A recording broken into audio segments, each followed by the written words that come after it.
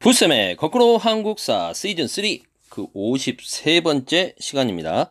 이 시간에는 1910년대 항일 비밀 결사운동, 국내 항일 비밀 결사운동과 해외 국외의 독립운동 기지 건설 과정에 대해서 살펴보도록 하겠습니다. 1910년대 민족운동의 방향은 독립전쟁, 나라가 망한 지 얼마 안 됐으니까요. 독립을 위해서 당장 들고 일어나자 라는 독립전쟁론이 큰 흐름을 차지하고 있었습니다. 그리고 이념적으로는 황제가 나라를 다스리는 전제국가가 아니고 이제 공화주의, 국민이 나라의 주인으로서 주권을 행사하는 민주공화국을 세우자라는 공화주의 이념이 점차 확대되는 방향으로 가고 있었습니다. 국내에서는 독립전쟁을 위해서 국내에서는 항일 비밀 결사 단체들이 조직되어 활동되고 국외에서는 독립전쟁, 독립운동을 위해서 기지를 만들어서 작은 나라를 세우자. 작은 우리만의 공동체 나라를 세워서 이것들을 여러 개 만들어서 결국 독립을 쟁취해내자라는 독립운동 기지를 만들어가자라는 방향으로 가고 있었습니다. 먼저 국내 항일 비밀 결사 조직에 대해서 살펴보자면 대표적인 게 독립의군부가 있습니다. 고종의 밀명을 받은 의병장 출신 임병찬이 만들었는데요. 임병찬은 그 최익현 아시죠? 을사의병을 일으켰다가 일제에 의해서 스시마 대마도까지 끌려가서 순국했던 최익현의 제자로 함께 대마도까지 스승을 따라서 갔던 사람입니다. 고종의 밀명을 받고 전국 단위로 이제 유림들 중심이 되겠죠. 그래서 독립의군부를 만들어서 국권을 회복하고 고종을 복위시키자. 그래서 대한제국의 체제를 회복하자라고 했습니다. 이런 걸 추구했죠. 그렇다면 회복할 복, 임금, 벽 이런 사람들을 복벽주의라고 합니다. 전체적인 흐름으로 가고 있는 공화주의와는 배치되는 개념이죠. 좀 더 좀 전근대적인 생각이라고 할 수 있겠죠. 지금 시대 흐름하고는 좀 맞지 않았지만 전국적으로 의병봉기를 준비하고 국권을 돌려달라라는 요구서를 발송을 하려고 했습니다. 유림들 답네요. 글 써가지고 보내주면 감동했어. 당신들의 생각이 이러니 돌려주겠어. 이럴 리가 있을까요? 이런 걸 준비하다가 결국은 발각이 돼서 해체됩니다. 그 다음 단체는 경상북도 지역에서 출발을 해서 전국 단위로 국외에서까지 이름을 떨치게 된 대한광복회입니다.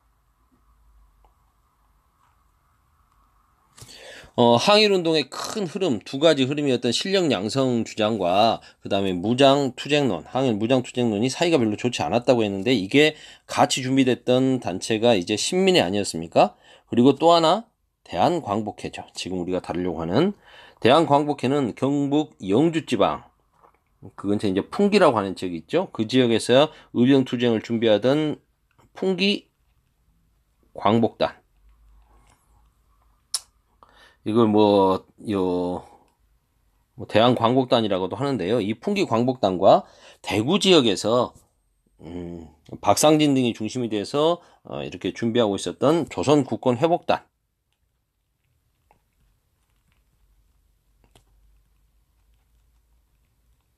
애국계몽 세력이라고 할 수 있죠. 이 두 세력이 손을 잡고 만든 게 대한광복회입니다.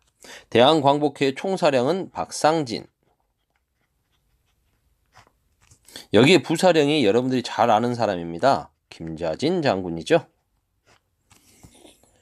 이분들은 국권 회복과 민주공화국 수립을 목표로 했고요. 군대식 조직으로 만주에 지부를 설치하려고 했습니다. 그리고 독립군 양성을 하려고 했던 거죠. 그러면 당연히 군자금이 필요하겠죠. 이 군자금 마련을 위해서 부호들을 찾아다니면서 의연금을 모집하기도 하고 그 과정에서 뺏는 과정도 있었겠죠. 그러다가 이제 친일파 처단도 하는 활동도 펼치게 되는데요. 대표적인 사건이 두 개 있었습니다. 하나는 이 칠곡 지역의 대부자였던 칠곡부호 장승원, 이 경상도 도지사에 해당되는 관찰사까지 했던 사람인데 친일파입니다. 충청도 도고면의 면장, 이 사람 이름이 뭐더라? 도고면장 박용하, 이들을 처형해서 이제 유명해졌죠.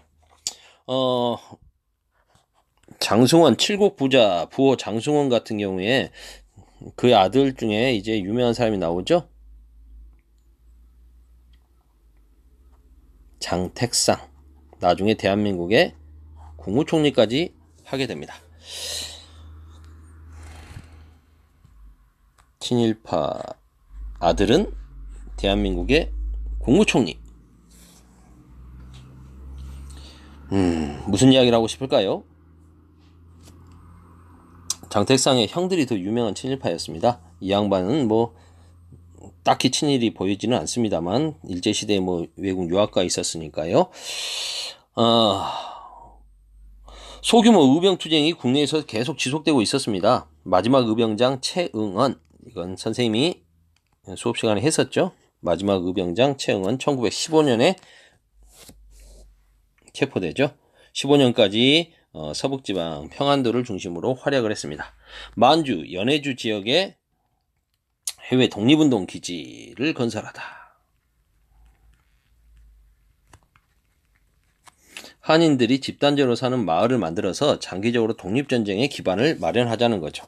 이건 뭐 지도와 함께 봐야 되겠네요. 잠깐 지도를 그려봅시다.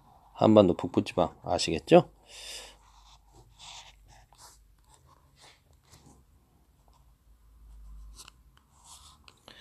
이쪽 지역이 북간도 지역이지 않습니까? 우리가 흔히 간도라고 하는 지역은 북간도 지역을 이야기하는 거고요. 남만주 지역, 이쪽이 이제 서간도 지역이 되는 거죠. 백두산을 중심으로 서쪽, 북쪽이다라고 생각해 보면 되겠습니다. 이쪽 지역이 현재 연변 조선족 자치주 아닙니까? 대표적인 지역이 연길, 연지, 용정, 왕청현, 왕칭 이런 데가 있죠.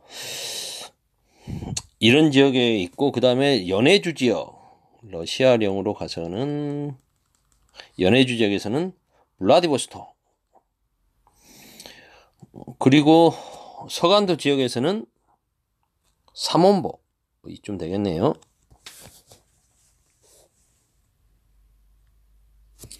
북간도 지역에서 만들어진 단체 간도 지역이니까 간민회.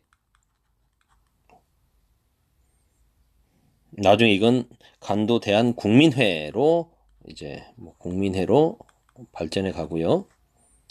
왕청현 지역에서 있었던 것은 중광단, 대종교 신자들이 중심이 되어 만들어진 거죠. 나중에 이 사람들이 중심이 돼서 북로 군종서, 청산리 전투의 주역들 아니겠습니까? 서간도 지역에는 경학사, 나중에 이게 부민단, 뭐 한족회 등으로 발전해 가고, 이 지역이 바로 이제 서로 군정서가 들어서는 거죠. 그리고 여기에 그 유명한 신흥 무관학교가 만들어집니다. 이쪽 용정 지역에는 서전서수, 이상설, 명동학교. 명동학교 하니까 또 떠오르는 분이 있네요. 누굽니까? 윤동주. 그리고 블라디보스토크 이쪽 지역에는 권업회, 일자리를 권장한다. 이름은 이렇게 지어놨던 거죠. 나중에 이쪽 지역을 중심으로 해서 정부까지 만들어집니다. 대한광복군 정부까지 만들어지죠. 그리고 밀산부 한흥동, 이쪽에 밀산부 한흥동, 여기 같은 경우에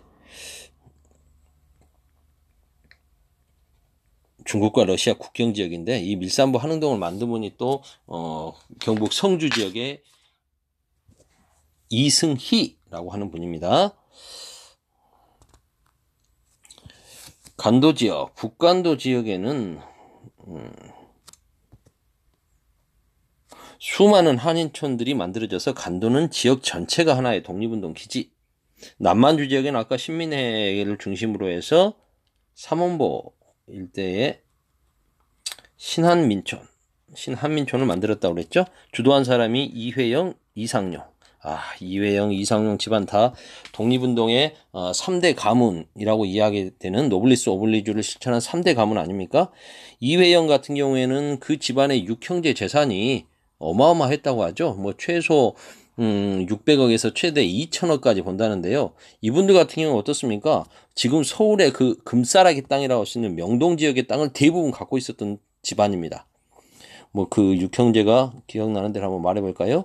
이건영, 이석영, 이철영, 그리고 우리가 많이 아는 이회영, 그리고 나중에 돌아와서 대한민국의 초대 부통령이 되는 이시영, 그리고 막내 이호영, 이 육형제의 재산이 어마어마했는데 이걸 가지고 이분들이 가서 이 서간도 지역에 삼원보에 신흥무관학교 만들고 그 다음에 경학사 만들어서 사람들 뭐 신한민촌 만드는데 그 금전적인 지원을 거의 다 했다라고 볼 수 있겠죠.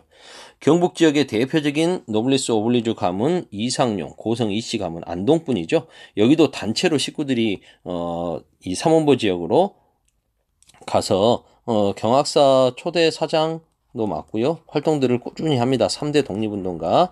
이분의 그 며느리 손주 며느리죠. 손주 며느리 되시는 분이 아직도 내기엔 서간도 바람소리가 라는 그 책을 구술했던 허은 여사. 최근에 독립유공자로 서훈을 받으셨습니다.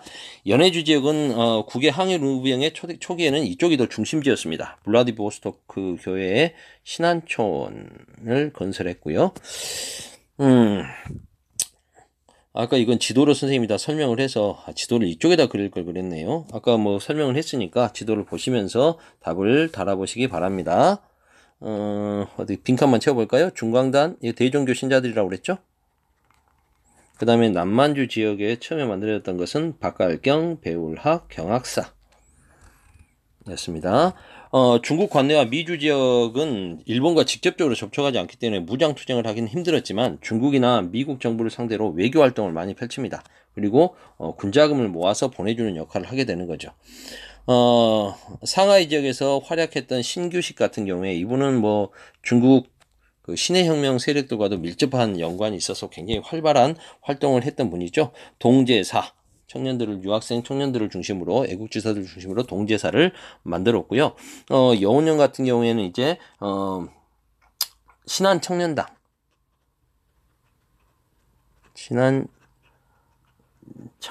결성을 주도하게 됩니다. 젊은 활동가들은 신한청년당을 만들게 되고요.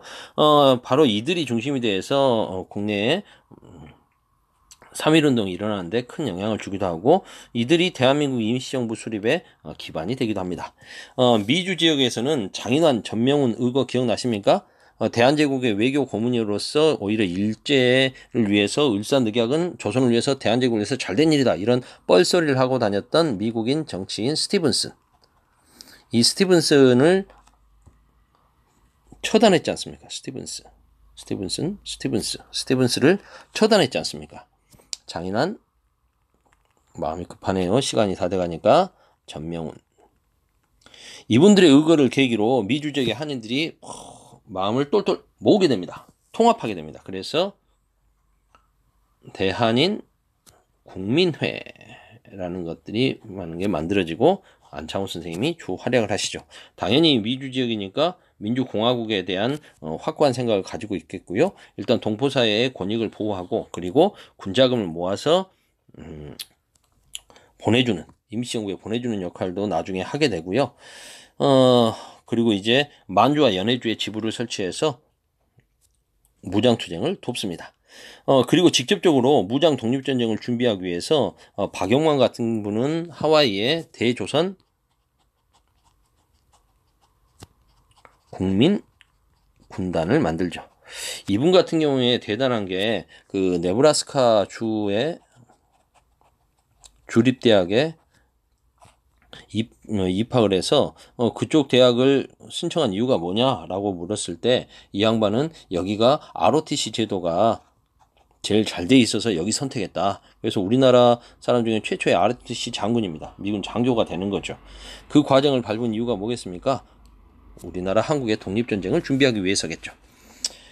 그 다음에 멕시코 뭐 애니깽 농장까지 가서 일하던 노동자들은 또 조국의 독립을 위해서 숙무학교, 무를 숭상하는 숙무학교를 만들어서 무장 독립전쟁을 준비하기도 했습니다.